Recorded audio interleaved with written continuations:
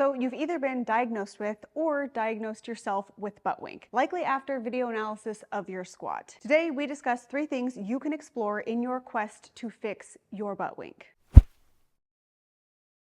I'm Andy Miller, certified strength and conditioning specialist, and I help you learn as you train and enjoy your lifts again without figuring this out for yourself. Whether you're a coach looking for tools to implement with your clients or a curious trainee looking to fix your own butt wink, I hope today's video is helpful. Also, I am going to be demoing some breathing drills and exercises that you might use, and I am clearly 38 weeks pregnant, to be exact. It is what it is. Attempt to ignore this situation and focus on what I am saying and teaching. Butt winks can be fixed, pregnant or not, okay? Disclaimer. To be clear, this video is not a replacement for seeing a physical therapist or being assessed by a coach or professional. This is purely educational content. So let us begin. We will be covering the following: refining your core and pelvic function, breathing mechanics, and preventing energy leaks. What is bracing and how hard do you need to brace? And then neutral spine, actual core and back exercises that you can do in prep work, retraining the pattern, defining depth, slowing down tempo, using pauses, training the pattern often, and accessory work that may be helpful, which will focus on ankle mobility, control, depth that you might be lacking in the bilateral pattern, which will include single leg step-ups, ATG split squats, as well as Bulgarian split squats. Is butt wink inherently bad? Should you keep squatting if you have butt wink? What's actually happening? Does it even matter? I recently made a video answering all of those questions, so be sure to watch that full video before coming here to explore ways that you can address your butt wink. Let's start off with what I think is the lowest hanging fruit for anyone, and that is going to be to refine your core and pelvic control. I say refine because you may have strength or a well-developed core,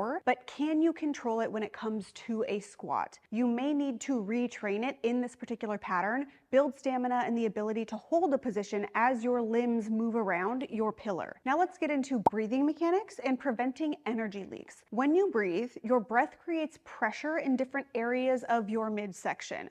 You can breathe into your low back, out into your rib cage, down into your pelvic floor, or forward into your belly. Now the actual air is in your lungs. Air is not in fact traveling into those areas, but the diaphragm and the way that it moves is causing pressure in those different areas. Ideally, that pressure is dispersed equally and not being compressed into one area or another. If your low back, for instance, can't expand, we might see increased pressure down into the pelvic floor or out into the front. If your ribs can't expand in all directions, then you might see extra pressure in the low back. These are not definite scenarios, simply examples of where we can see energy leaks and imbalances in our breath. This is also where your awareness journey begins, specifically with your breathing. You can practice breathing in general in a seated or standing position. You can also lay on your back or your belly. For example, in a seated or standing position, put your hands on your ribs and then breathe into them.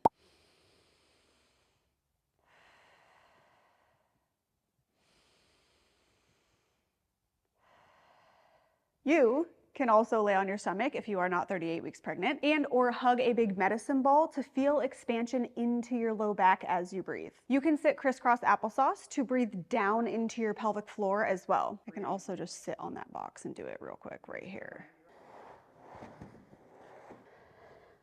Yeah. Oh my God, my fucking toe. Sorry.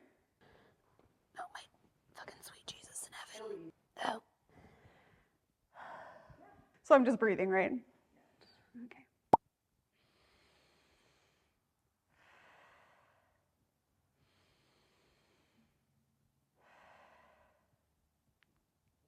Great. You can also watch yourself in the mirror to see where the breath is traveling.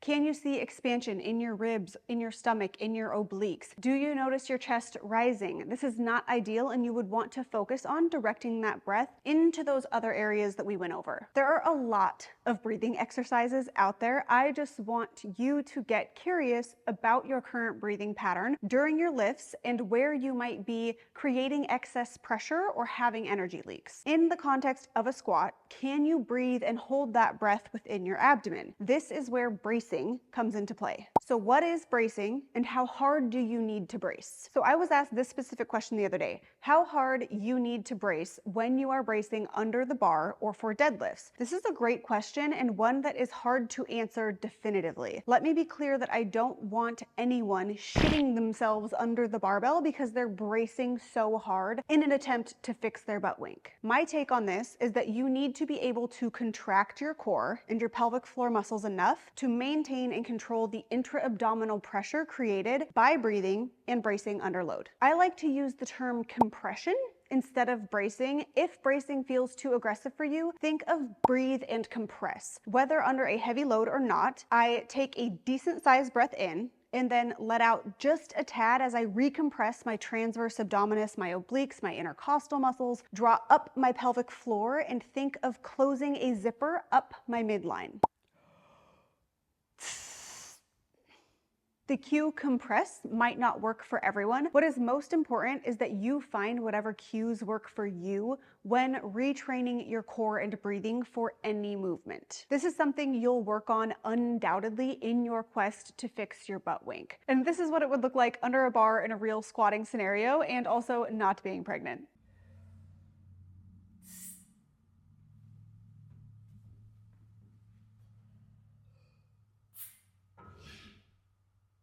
The intensity in which you breathe and brace with will likely be correlated to how heavy the load is. If you're reworking your pattern, no need to flex as hard as you can. The level of pressure is just simply not required for the load. I'd suggest just building awareness and a consistent contraction of the right muscles through your core in preparation for your squat. So focus on just feeling your breath into your abdomen, your low back, your core, your ribs, your pelvic floor, and then compressing that to secure your midsection. This should be done in a neutral position of the spine, which brings us to the next thing that you can work on in training, which is the neutral spine. Can you find and maintain a neutral position? I am going to give you a fun and frustrating exercise in just a minute to help train a neutral spine within your squatting pattern. So stay tuned for that. So 2 ways to practice finding neutral spine are standing hip tilts. So you're going to enter a posterior and anterior pelvic tilt like so, posterior, anterior, and then try to stop midway and lock in that midline position. This is likely your neutral. The ribs will be stacked mostly over your pelvis. Again, I am pregnant, so it looks a little bit weird. My ribs might be slightly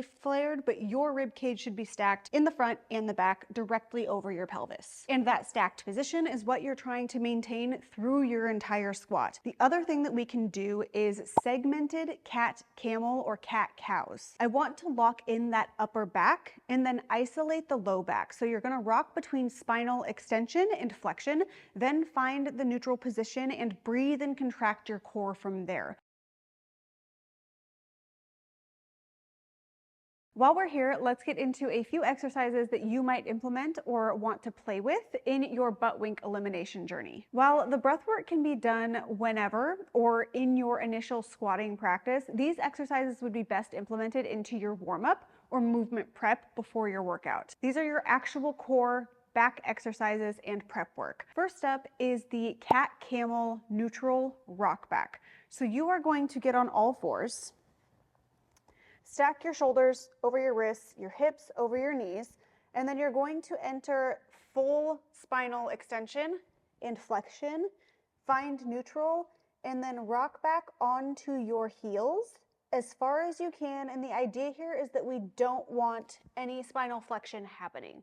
So you're going to control this movement as far as you can, which you can video or use a mirror for feedback so you can see what's going on with your pelvis. But the goal again is spinal extension, flexion, find neutral, and then rock those hips back, mimicking a squatting pattern while keeping your ribs stacked over your hips. So with that exercise, there's no need to segment the spine vertebrae by vertebrae or even in sections. Full extension and full flexion is totally fine. Your main focus is finding that neutral and then paying attention to the pelvis and when it tucks under, if it does, stopping before that point. Next up is one of my favorites. It is the static bear hold. You could call this elevated quadruped head as well. But the point is to simply find that neutral spine, take a natural breath, contract your core as we talked about, think compression, and then rise an inch or two off of the ground from your knees. As I said, this is one of my all-time favorite core exercises. You will see it in my Built by Annie programming, and if you download my free 3-day mobility and core guide, you can find it there as well. The link will be in the description below. You should be able to breathe in this position while keeping the core engaged. If you find that you have a pressure leak in any particular area, pay attention to that and try to correct it. Last up, we are going to progress from passive to active to more specific. So let's apply that to an actual squatting pattern. So this is not fun in my opinion, but can be highly effective. It is the wall facing squat. I will start by saying that if you can't get very low, I am unconcerned. That's totally fine. This drill is very difficult for most people. Your goal is certainly to improve depth, but more so to gain awareness of your ribs, your core, breath, pelvis in relationship to one another. Stand facing the wall, both hands overhead. You may find you're restricted here. Do your best with the mobility that you currently have. The toes can be 3 to 5 inches away from the wall. This will depend on your individual ankle mobility. If you have more mobility, you will get to be further from the wall. The idea here is that you're forcing a quality pattern, i.e. if you lack ankle mobility, it's going to be very hard for you to squat very deep with a neutral spine and your toes essentially against the wall. Stand in your natural squat stance, arms overhead, hands overlapped, as straight as you can get your arms. Have a neutral spine, ribs stacked over your hips. Breathe and compress the core as you would for your squat, and then lower down as low as you can slowly until you reach your sticking point.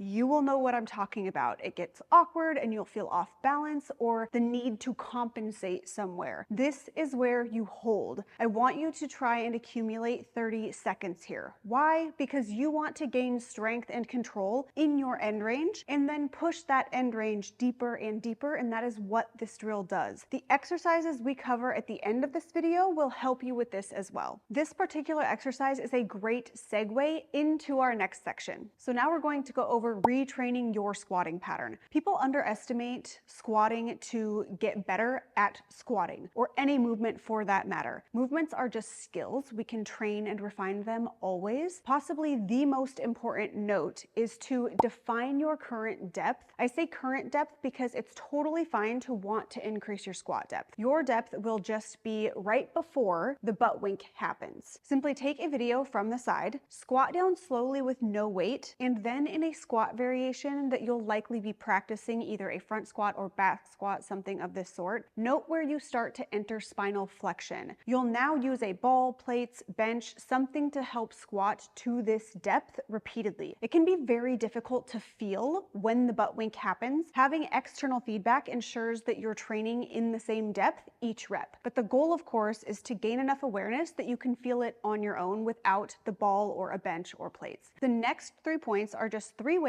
among many others that you can go about retraining the movement pattern. The first is slow down the tempo. Whether squatting to a box or not, slow it down. This builds awareness and it accumulates time under tension when rebuilding the skill. The next thing you can do is use pauses, especially at the bottom of a squat just before the butt wink. Isometrics are a great way to build strength in a specific portion of a movement, which we very much want to do in this case. The last thing you can do is train it often. You want to get better at literally anything, do it more often. When I personally retrained my squat post disc herniation, I was squatting 3 days per week. That isn't a golden number. It's not something you have to do. It's just an example. This also allows you to spread out total volume and do a bit less each day, but again, expose the body to the pattern that you're trying to change more often. The idea here is to build actual strength as well as improve neural pathways and therefore the pattern as a skill. So you've got some things to implement into your warm-up, what you can focus on to rebuild the pattern, and now let's dive into what you can play with in terms of accessory work to help your squat. Accessory work should support your main objective, or lift in this case, your squat. If you missed my video on how to select the best